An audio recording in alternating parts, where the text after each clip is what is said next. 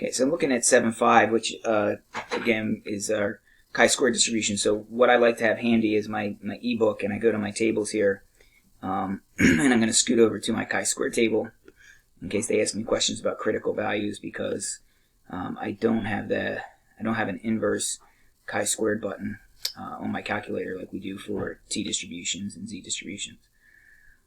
So when chi-square comes into play, it's going to be helpful to me to have this distribution in front of me as I look at some of the problems. So how do the requirements for chi-squared test for variance differ from z-test or t-test for mean? So chi-square can only be used when the population has a normal distribution. That's true. On the other hand, a z-test or a t-test can only be used when the sample size is at least 30. So the z-test and we know the t-test can be used when the sample size is less than 30. That's not 100% true there. Z-test, t-test can be used when the population has a normal distribution. No, we know that we don't need, that's a central limit theorem. We don't need a normal distribution population. Chi-square test can only be used when the population has a normal distribution. Yes. Z and t-test can be used either population normal distribution or the sample size at least 30. Yeah, so that is the one that sums up the differences between the two distributions the best. Okay, so let's jump to number 5. Okay, and here this is why I thought we might need to look up some critical values. So find the critical value and rejection regions for a two-tailed chi-square test with a sample size of n equals 19, significance of 0.01. So the key here with the two-tailed, we're going to remember, like in the last section, when there's two tails, this alpha gets divided into 2. So we're actually looking at 0.05 in each tail. So when I come here to this column for my significance level, they are telling me the significance level is 0.1, but it's in 2 tails. So I need to move over to this column. All right, I have 0.05 in one of each tails. This is always one tail values. I believe the degrees of freedom was 19, but let me double back and make sure I have that right. No, sorry, sample size is 19. So that means we have 18 degrees of freedom. So I want to come to 18, this row down here, and I want to scoot over to my alpha column of 0.05. It's the third one in. So I go to 18, fourth one in rather, 18 and 0.05. Looks like as I read it, it's 28.869.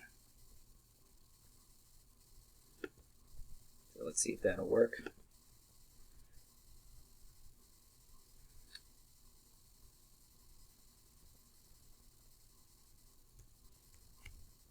And so remember, that's going to be my chi-squared, right? All right. Now when I go back to that table, we're going to have 2 chi-squared values here, and it's not a plus or minus. It's not a symmetric distribution. So when I go back over there to 18 degrees of freedom, so I'm still looking at 18 degrees freedom, and remember we have 5% in one tail, so that's going to be 0.95 also. Right? That's going to be my chi-squared left. So we have 0.05 and 0.95. I think I'll review real quick how to match these up. It'll be helpful. So I think I showed this last week, the way these match up. Your middle 2 columns here and here match up with each other. Then my 0.05 and 0.95, these 2 columns ought to match up. So if I get one of my chi-squared values in this column, then the other one has to come from this column. That's what I'm trying to point out here. So when I go down to my 18, that's where I see the 28.869, and I also see that 9.39. Okay, there's my chi-squared left and chi-squared right, like we did for confidence intervals in the previous chapter. So it looks like my other value is going to be 9.39. So let me jump back over to my assignment, and I'll separate this. I don't think I had to put them in any particular order. So as long as I have both values, we should be okay. Yep. Just make sure you separate those with a comma. All right. So this is also number 5. Find the rejection regions. So a rejection region, since it's a 2-tailed test, there's going to have to be 2 of them. So I would either be looking at, I need to see something that has 2 tails, and the only one that does is letter C. So even though I guess I could take a deeper look and look at it more closely, but I can see by that it's a two-tailed test, so rejection region falls into either one. Okay. Alright, so now this is just a, number 6 is just a right tail test. Okay. So in the right tail test, when I go to, this will be 17 degrees freedom, all the alpha is chunked up into one tail. Okay. Strictly a right tail test. So so we go to 17 degrees of freedom. Alright, but we're gonna it's easier here, we can stay right in this alpha 10% column. So I can stay right here. It's all in one tail. So 17 degrees freedom, all in one tail, 24.769.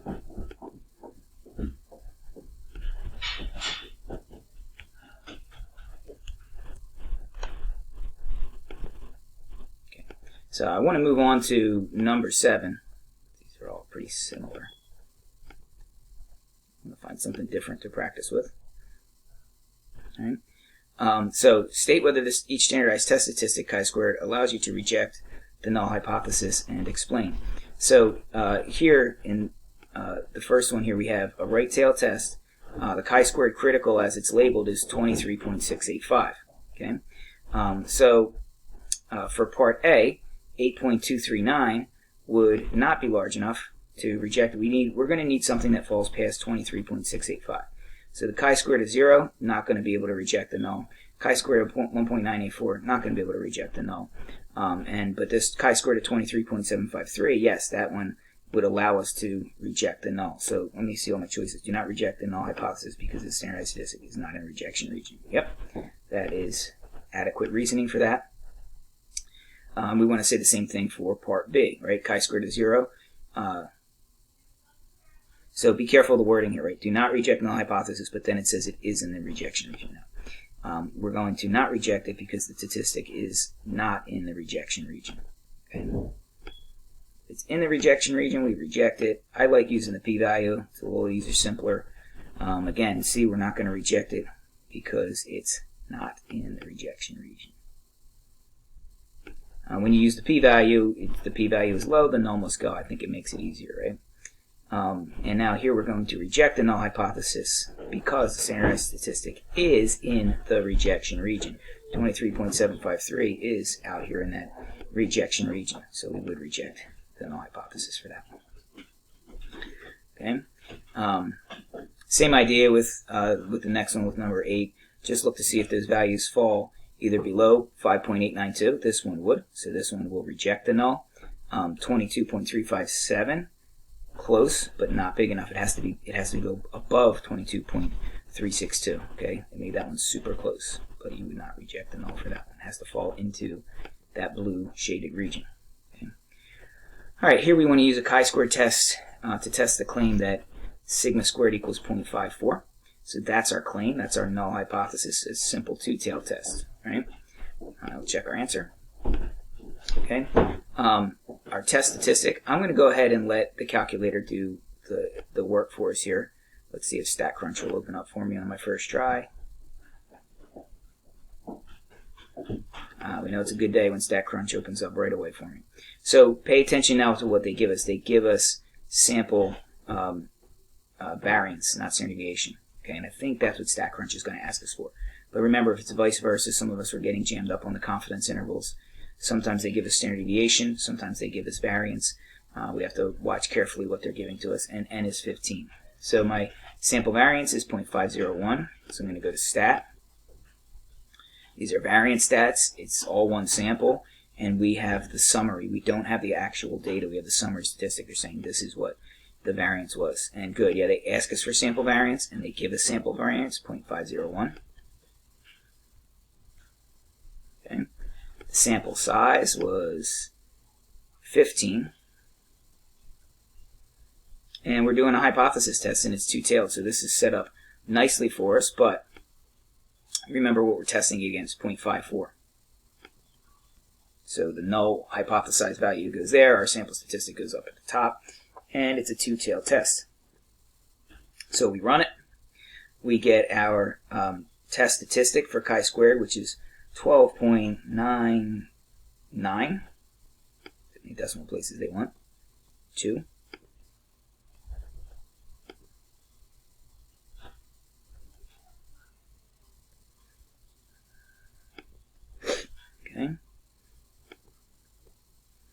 identify the critical value. So we go back to what we had just been doing with our tables.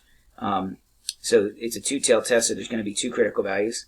We're going to 14 degrees of freedom, and alpha in this case is 5%, so we have to divide that by 2. So when I divide alpha by 2, I'm looking at this column here, that's my left critical value, and this column here, right? I go 1, 2, 3 in, 1, 2, 3 in. I'm observing those two columns, and then I just have to match up the correct degrees of freedom. So I want to peek again, 14 degrees of freedom. So I have to come down here, 14, I go 3 in, and I get 5.629. So that's one critical value. I'll write that down. That's in the left tail. All right, 12.99 certainly doesn't fall below that, so we have to find our upper critical value, see if we fall above that.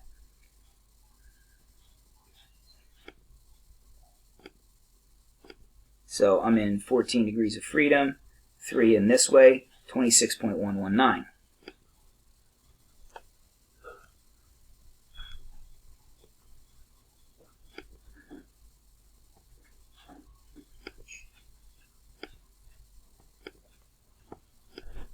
Okay, so I mistakenly did not round to 2 decimal places there. I wrote the 3 decimal place answer. So watch the directions there. We're supposed to round to 2 decimal places. I just copied down the 3 decimal places the chart gave me. So our conclusion below, right? Our test statistic was 12.99. In order for that to be significant, it needed to be either less than 5.63 or more than 26.12. It's neither of those. Okay? So we are going to fail to reject the null hypothesis because there's not enough evidence at the 5% level to reject the claim that those values are equal. And that's how we run that test. Let's jump ahead to number 14. I want to take a look at that one. We might have a data set in that one. Okay, so pretty similar here, except this time they do give us the variance here again. It's 1.18. So again, just be mindful, be careful to see if they give you variance or standard deviation here. The claim, though, is that the variance of the number of grams of carbohydrates is 1.28. So again, this is another two-tailed test. That's their claim, that it's just equal to 1.28. So our alternate would be a two-tailed situation. Okay. Find the critical values. The same thing we just got done doing. There's going to be 2 of them anytime it's a two-tailed test. But we have to take this 0.01 and we've got to divide it by 2. So really what I'm looking at is a 5% deal, right? 5% in this row here. That's 1, 2, 3, 4 in from the right. So if I go 1, 2, 3, 4 in from the left, I'm here in the 0.95. Find my degrees of freedom, which is 21. They had 22 servings, so 22 minus 1 puts us at 21. So I go 1, 2, 3, 4 in, and I can see that that's 11.59. So I'm going to write that down.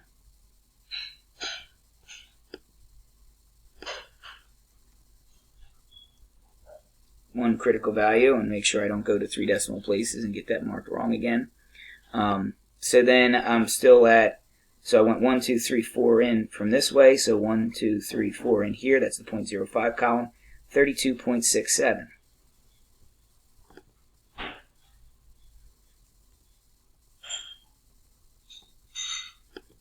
And there we have our critical values.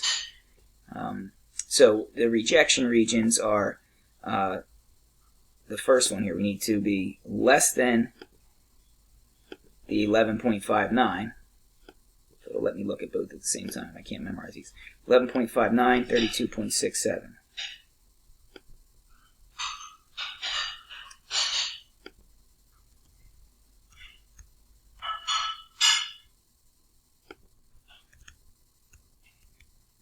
So outside of that is where I would reject a null hypothesis. Okay. Our standardized test statistic, we'll let StatCrunch do this one for us. Much easier. We can run it through StatCrunch. And they also made this easy for us because they gave us the variance. They didn't give us standard deviation, so we don't have to worry about squaring anything. We have with summary. Okay, so the sample variance is what they gave us. Again, remember, if they gave us sample standard deviation, square it. So it's 1.18. again, if it was standard deviation, we'd have to square it. Sample size was 22, right? Double check that. Yep. And it's another two-tailed hypothesis test, but we're testing that against 1.28. Is the claimed value. So it doesn't appear that 1.18 is too terribly different from it. We'd expect maybe we won't reject.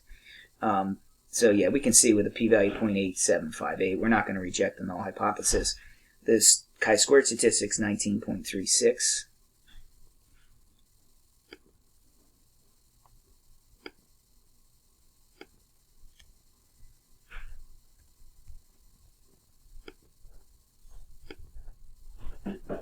And we would fail to reject the null hypothesis. There is not enough evidence to reject that. Final check. Okay. And last one, I wanted to see if I could find one where they give us actual data, just so I know we've done these before, but I'd like to run through one with you. Okay, so annual sales for 14 randomly chosen firefighters are listed. Is there enough evidence to support the claim that the standard deviation, so now we're testing standard deviation, not variance, of the annual salaries is different from 5650? Okay. So this is a two-tailed test. We just want to see if it's different from 5650, and it's standard deviation. So we're going to have to be careful when we run this. So our chi-squared critical value. All right, let's think about this now. We have 14, so it's 13 degrees freedom, 5%, and it's a two-tailed deal. Okay, so I'm going down to 13 degrees freedom. I want to live in this column. It's 5%, so I have to divide that by 2, so I have two critical values. 5.009, which would be 5.01.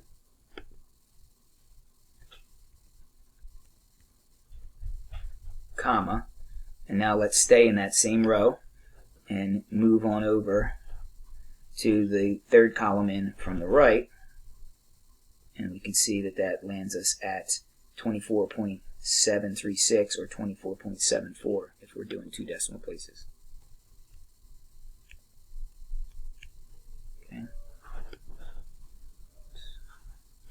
Okay, so let's again be careful. Now we're playing a game of changing rounding decimal places. So now they don't want two decimal places, they want three. So let's make sure we get the rounding right. Moving forward, small potatoes, but just try not to get that wrong. So our rejection region is a two-tailed deal. So just it's the only one that has two tails identified for us. So we pick that. Our test statistic, we're going to let StatCrunch take care of this for us. Okay. So we need to keep in mind that 5650, if we're testing variance, we're going to have to change that into variance. It's not going to be standard deviation, right? When we go to stat, there's no standard deviation stats on here, right? So I have to use variance stats. So it's one sample, and it's with the data, okay? So where's my data? I wanted to list those in StatCrunch in a second. So we want to open this in StatCrunch, sorry. Went the wrong route there. So yeah, when I open it in StatCrunch, rather than just opening up StatCrunch, right? Let me do that again, make sure we catch that. So we've done it before, but click on this to open the StatCrunch. Don't open it up here like we did before. So now when I open it in StatCrunch, I have my data in there. So now we go to data, stat, and our variance stats. And it's one sample, but this time we do have the data, right? We actually have the raw data numbers. So our datas are in column 1. Okay. We'll go ahead and do a hypothesis test for the variance. Okay. But we have to change this hypothesis and frame it using variance, not standard deviation, right?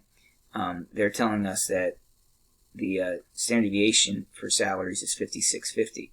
So if I'm going to test variances, what am I testing here? Variance is standard deviation squared, so 5650 squared.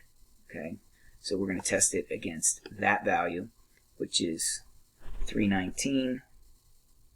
I guess 31,922,500.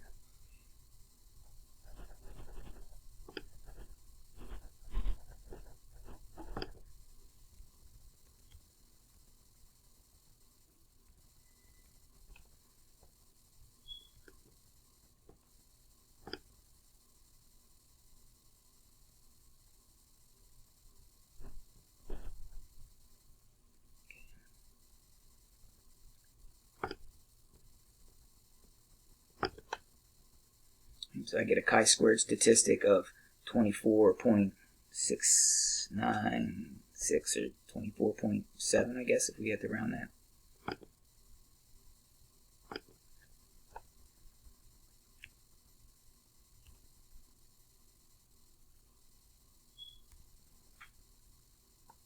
Let me just double check that value, 24. 24.695. I want to go to 3 decimal places, so 24.696 to 3 decimal places.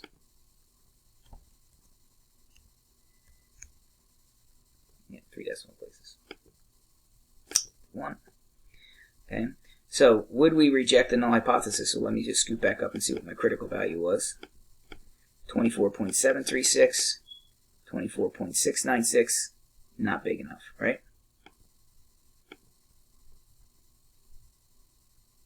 So we fail to reject because it's not in the rejection region. Got awfully close, but was not big enough to get to the right of that critical value. Okay. Since the null hypothesis is not rejected, there is enough evidence to support the claim. Now, so anytime we don't reject a null, it's not because there was enough evidence, it's because we didn't have enough evidence. It's like our justice system. If we didn't find the defendant guilty, it was because there wasn't enough evidence that he was guilty. It wasn't because we had a lot of evidence that he was innocent. We were never looking for any evidence of their innocence. We're assuming they're innocent. Evidence has to go the other way. So since the null hypothesis is not rejected, there's not enough evidence to support the claim. Yep. And that is our 7.5 homework.